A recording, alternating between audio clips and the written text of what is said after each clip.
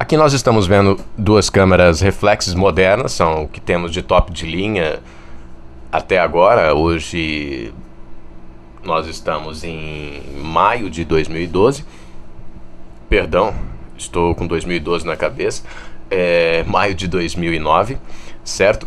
E nós temos aqui o que tem de top, que seria a Mark III iOS 1 DS, e temos a D3X, que é o que se apresenta de top de linha. Nós vamos entender isso mais à frente, quando nós estivermos vendo questão do foco e tal.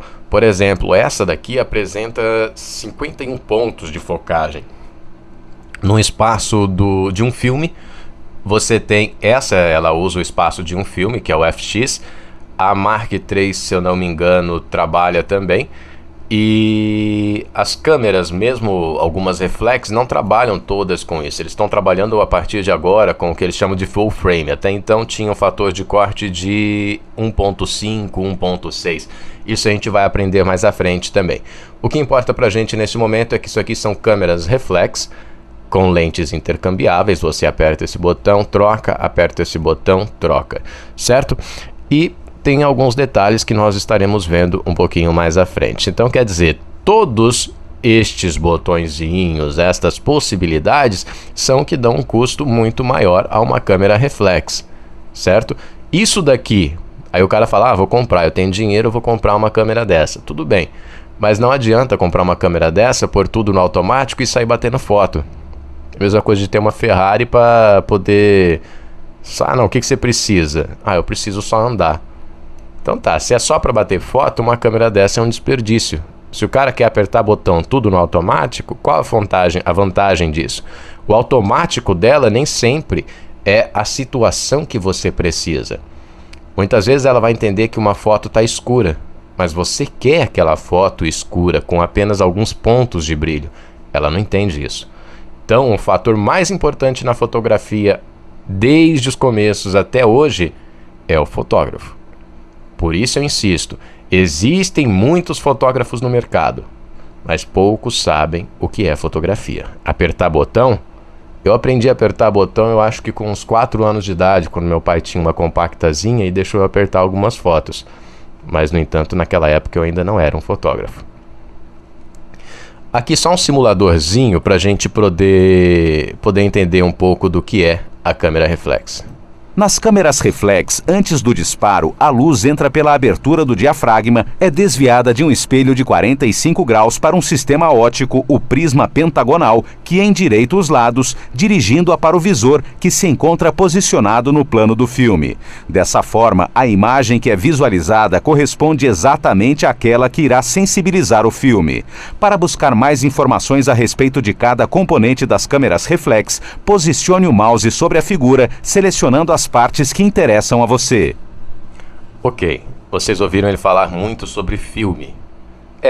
O vídeo é antigo? Sim, é antigo. Esse vídeo, se eu não me engano, deve ter... Esses CDs da National devem ter aproximadamente 6, 7 anos. O que é antigo porque nós temos hoje de digital. Só que no lugar do filme, o que muda?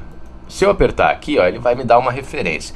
Como essa videoaula está sendo produzida para ser colocada em vídeo, correto? E eu vou estar colocando no YouTube com alta qualidade, eu vou estar clicando e vai aparecer as informações, como aparece aqui do lado esquerdo. Você está vendo filme, material fotossensível sobre o qual se forma a imagem após a revelação. Então, caso vocês queiram acompanhar, eu vou clicar em todos os ícones.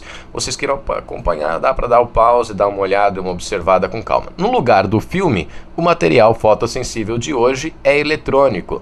É o CCD, o CMOS, o Faveon, que é desenvolvido pela Fuji, é uma das maiores qualidades hoje em dia, é o Faveon, mas ainda está muito restrito, correto? Então temos aqui a única substituição do que conhecemos como câmera fotográfica reflex. Então temos o filme, que hoje é substituído pelo CCD ou CMOS, e vamos pelo começo. Você passa por aqui, tem um jogo de lentes, né? Aqui no caso ele está falando do diafragma, mas antes desse diafragma na lente, você tem um jogo de lentes aqui que às vezes varia de 13, vai a muitas lentes, né? Você não consegue nem acreditar que existam tantas lentes em pequeno espaço. Mas para que isso? Para que possamos ter a visão, meio que Thundercats, uma visão além do alcance, mas que é produzida pelo zoom, correto? Então aí, ó, diafragma, mecanismo óptico composto por palhetas metálicas com fechamento por sobreposição, regula a quantidade de luz que entra na câmera e atinge o filme, fecha no momento do disparo de acordo com f-stop ativado, correto? Em alguns casos não abre e fecha, ela é programada por você a ficar em determinado ponto. Você tem um diafragma de, vamos supor, um 8 ou 2.8 quando é muito aberto. Vamos programar para 2.8, ele vai ficar em 2.8. Nas câmeras compactas, o diafragma é também o obturador. Então ele abre e fecha. Em algumas reflex se utilizava isso, mas hoje em dia eu posso estar muito enganado, mas a maioria utiliza o diafragma fixo, onde você determina quanto é o diafragma e ele fica aberto ou não. É lógico, exceto em casos que você usa prioridade para abertura ou prioridade para velocidade. Se você utilizar a prioridade para velocidade, ele vai determinar automaticamente o diafragma. Então ele faz o ajuste imediato. Na sequência, nós temos aqui o que? O espelho reflex, que é o que reflete a imagem formada pela lente sobre o prisma pentagonal, movimenta-se em direção oposta no momento do disparo para que a luz possa atingir o plano do filme. Ele sobe daqui para cá, fecha. Quem está observando aqui fica esse pequeno momento sem enxergar nada. Um dos inconvenientes da reflex, porque esse espelho sobe e tampa a visão. Só que esse momento é algo extremamente curto. Como eu já disse na outra aula, seria, vamos supor, se a velocidade for 1/125, você tem 1 segundo dividido em 125 partes, e uma parte dessa divisão é o tempo que ele vai ficar. Então é muito menos do que um piscar de olhos. Correto? Você tem aqui o obturador, que é o mecanismo de cortinas de tecido ou de metal, que regula o tempo de exposição do filme. É acionado no momento do disparo. É isso que determina quanto tempo vai ficar aberto. Agora você imagina a velocidade disso daqui quando você bate a foto. Vamos supor aquele 1/125. É o tempo que ele leva. Abre e fecha rapidinho. E nesse tempo você tem que, de uma forma sincronizada, isso sobe, isso abre e fecha. Nesse pequeno espaço de tempo. Então, tá a diferença que a gente dá muitas vezes. Qualquer câmera serve. Pode ser. Mas a mecânica de uma câmera é extremamente importante. Por isso tem a briga aí da Canon, da Nikon, a Sony tentando entrar no mercado, entrando com força pela popularidade e por preço, mas algumas câmeras ainda se mantêm com certo respeito. Por quê? Porque a mecânica, além da ótica, é extremamente importante. É isso que te dá confiabilidade na qualidade do material final. Você tem aqui o pentaprisma, né? Que é o prisma pentagonal. É o dispositivo óptico com 5 faces que possibilita o desvio da imagem para o visor, possibilitando o correto posicionamento desta em relação à visão. Por quê? A imagem ela é feita invertida. Sempre que ela vem, ela se forma de forma invertida, correto? Para eu ver aqui, eu preciso de uma transformação dessa imagem até chegar aos meus olhos de uma forma correta, para facilitar a nossa vida. Só que quando isso aqui sobe, isso aqui abre, essa imagem chega invertida aqui, certo?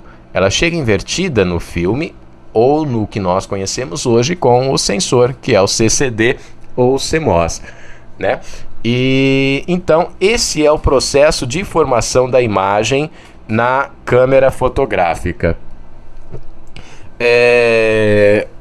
Vamos então continuar. Na sequência, nós teremos, então, uma pequena ilustração sobre a questão da câmera